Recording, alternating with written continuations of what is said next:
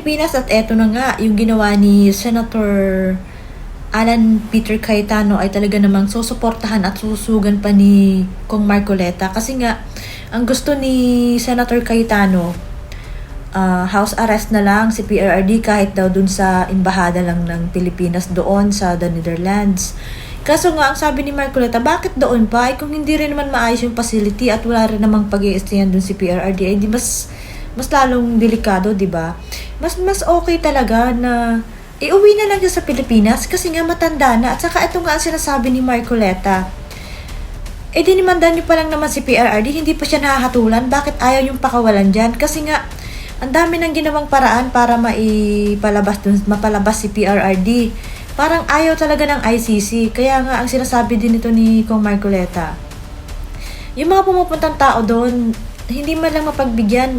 Katulad niya, humingi siya, nagsumulat pa siya bago siya pumunta na baka pwedeng kahit 3 minutes lang ay makita niya, makausap man lang niya si PRRD.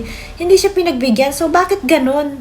Sa ibang kulungan, pwede naman, di ba? Yun ng mga malulupit na case, pwede mong dalawin sa kulungan, di ba? Bakit si PRRD hindi? International court pang sinasabi ang ICC, di ba?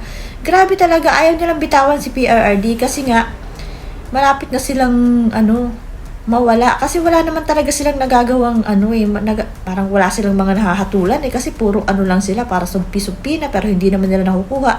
Naging lang talaga, nakuha lang si PRRD, gawa rin talaga ditong nila Bongbong Marcos dahil pinadala doon.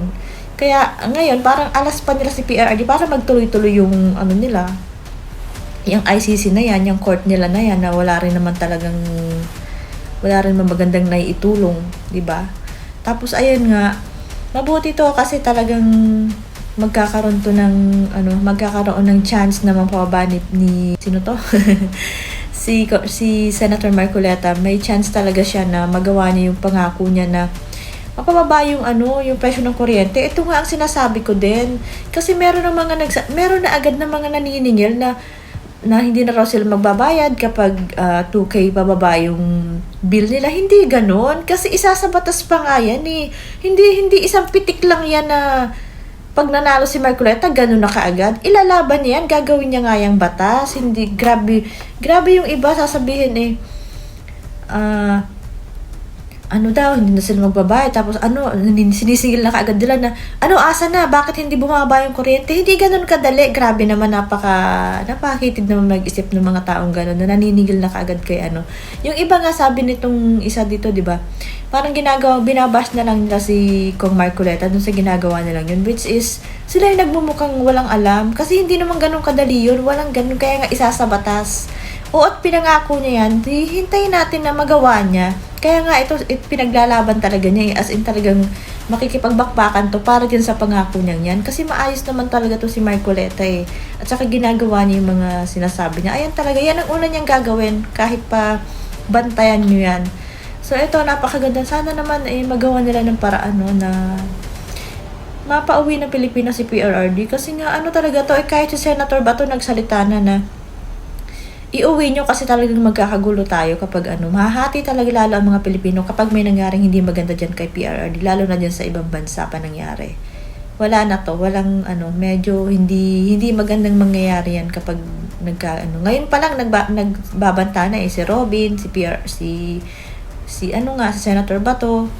Ito kahit si Senator Alan Cayetano nag-aalala kasi nga hindi talaga magiging maganda ang resulta. So, dapat may batas na kung sino mang administrasyon na isusuko ang isang Pilipino sa dayuhang bansa ay isang kasong pagtataksil sa bayan at may parusang bitay sa publiko mismo. Malamang yan ang gagawin ng makakaliwa, pagaya ni PRRD. Natapang at malasakit sa bayan ang pagpapatakbo. Ayan, true. Dapat nga talaga binibita yung mga yan sa publiko mga gumawa niyan kay PRRD. Kasi labag na talaga sa batas yung ginawa nila lang yan kay PRRD. Talaga lang hindi nila wala lang pumapansin kasi nga nasa pwesto mismo, sila mismo yung may gawa sila yung admin ngayon. Anong magagawa natin, di ba? Sila yung batas. Kaya yan, kita nyo naman kung ano-anong ginagawang mga palabas para lang mapagtakpan yung mga ginagawa nila. Ganyan nga, kawawa naman yung mga mga magiging matatapang na leader kung ganyan ang mangyayari kay PRRD, di ba? Napakasama. So, eto pa. pwede naman lahat ng magandang paraan, kaso di papayagan ng gobyerno.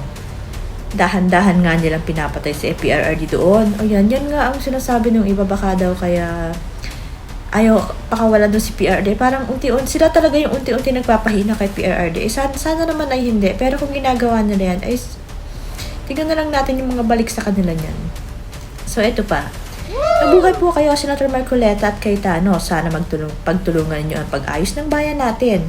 Lalo na sa pagpauwi ni Tatay Digong. Ayan, di ba? Ayan, talaga naman, tingnan mo, sususugan talaga niya. As in, yan talaga, may maaasahan tayo dyan kay Senator Cayetano at kay Marcoleta pagdating dyan. Magkakabakbakan yan sa Senate kung pag nag-open na tapos mapag-usapan tong ginawa na tong resolution nga ni Senator Alan Cayetano. Ayun, syempre, tutulungan din yan nila, may Bongo pa tayo, may Bato, may Aimee, may Camille, ayan, may Robin Padilla pa tayo, ayan, di ba nga? Kaya yan, kahit papano, sana naman magawa nilang mapauwi si PRRD bago mahuli pa yung lahat. So, ito pa. Resolution kung paano pauwiin si PRRD sa Pinas. Hirap na doon ang matanda, hindi niya deserve makulong sa ibang bansa. House arrest, need niyang double time, mga senador na binoto namin. Ayun, diba? Nakikiusap na talaga yung mga tao na double time, bilis-bilisan nyo naman para makauwi pa ng buhay yung matanda dito. Kasi hindi niya deserve yun, sa edad pa lang niya, diba? Nagsilbi siya dito sa bayan, dating presidente, tapos ganyan ang gagawin niyo. Sa bagay, kalakaran sa politika dito sa atin. Pag nagpalit ng pag masama yung pumalit sa'yo, yari ka, diba? Si PRRD lang ang hindi nagpakulong ng ng pinalitan niyang Pangulo, lahat nagkaroon ng problema. Kita mo kahit dun sa 44, hindi na niya si Noynoy hanggang sa namatay na lang, di ba? At least walang ganyan. Pinaharap man yun sa Senate, pero walang ganyan na panggigipit na ginawa dun sa pinalitan ni PRRD. Di ba? At kita mo, mga nakulong yung karamihang presidente. So, ito pa. Ito sila ang mga hinahangaan ko dahil maprinsipyo at gumagawa ng tama sa batas at sa mata ng Diyos. Thanks God dahil nilagay niya kayo sa national position para maging check and balance. Ayun. Ayan, buti na lang kahit pa paano yung nagkakapag-asa tayo kasi may mga pumasok nga yung mga yan. May Marcoleta, ayan, Senator Alan, kahit pa paano kasama siya nila ng mga pumapanig kay PRRD, di ba? So, eto pa. God bless po sa inyo, Senator. Basta para sa Pilipino po, tulungan nyo rin na makalabas na si Tatay Digong. Kasi kawawa ang sitwasyon niya, hindi po niya deserve. Lahat ng ito, totoo. Ito talaga ang pakiusap ng mga tao ngayon. Halos lahat nakikiusap na yung mga tao naman na kaibigan ni PRRD, yung mga nakinabang sa kanya, yung mga nagsasabing kaibigan niya, yung mga dati pumapalakpak sa kanya, asa na kayo ngayon? Baka naman pwedeng kumilos kayo bago mahuli ang lahat. Mag-iiyakan na lang tayo kapag huli na ang lahat, pag wala na siya, di ba? Kaya yun, sana naman ay magawa ng paraan kasi napakasama talaga sa pakiramdam na mawawala si PRRD tapos nasa ibang bansa pa. So, ito pa. Si BBM lang ang may kapangyarihan makapagpauwi kay ex-PRRD sa Pilipinas bilang isang kapwa Pilipino. Pauwiin nyo na po matanda at mahina na po siya. Ayan, di ba? Nakikiusap na kasi nga wala naman talagang ibang may kakayanang makapagpauwi si BBM. Kaya nga lang ang problema natin, siya nga yung nagpadala doon. Paano niya papauwiin, di ba?